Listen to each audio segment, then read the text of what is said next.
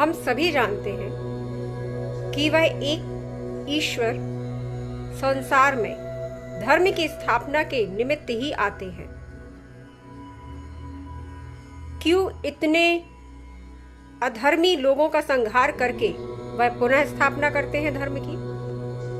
क्योंकि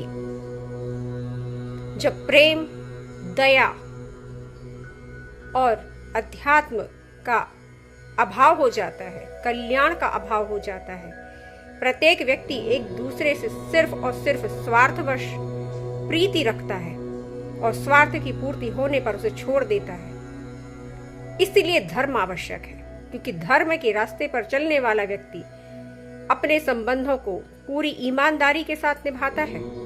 वह छल कपट कर ही नहीं सकता, क्योंकि वह एक परमात्मा को साक्षी भाव में, साक्षी रूप में देखता है। भगवान श्री कृष्ण कहते भी हैं, जो धर्म की रक्षा करता है मैं उसकी रक्षा करता हूं। जब अर्जुन युद्ध नहीं कर रहे थे तब भगवान श्री कृष्ण ही थे। उन्होंने अर्जुन को उनका धर्म स्मरण करवाया, क्योंकि अर्जुन जो थे वो बाहरी देह को आधार मानकर अपने सगे संबंधियों के प्रति दया, करुणा से और मोह से ग्रसित हो गए थे।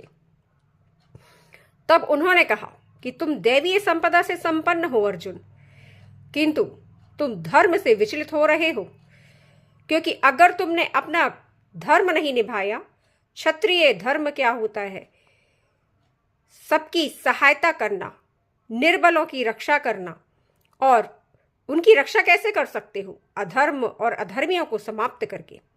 क्योंकि जो अधर्म कर रहा है, अधर्म के रास्ते पर है, वह अपना सगा संबंधी ही क्यों ना हो, वह नष्ट हुआ ही है, अर्थात मरा हुआ है। क्योंकि मरे हुए व्यक्ति में समझ नहीं होती, वह चलाए किसी और के द्वारा जा रहा है। मन बुद्धि उसे चला रहे हैं, उसकी स्वयं की चेतना जागृत ही नहीं है। तो जिसे ये अनुभव ही नहीं है कि वह क्या कर रहा है और प्रकृति में क्या फैला रहा है। हिंसा, द्वेष, घृणा, क्या इनसे समाज चलता है? क्या इनसे प्रकृति का पालन होता है? नहीं। प्रेम, सद्भावना, निस्वार्थ, निष्काम प्रेम और निस्वार्थ भाव से ही प्रकृति का पालन होता है। वह एक परमात्मा जब विष्णु रूप में आते हैं तो निस्वार्थ होते हैं, निष्काम होते हैं। ब्रह्मा रूप में आते हैं तो निष्काम होते हैं, शिव रूप में आते हैं तो भी निष्काम होते हैं। तभी प्रकृति का पालन होता है और प्रकृति को, सभी को करुणा के साथ पोषण देते हैं, पालते हैं।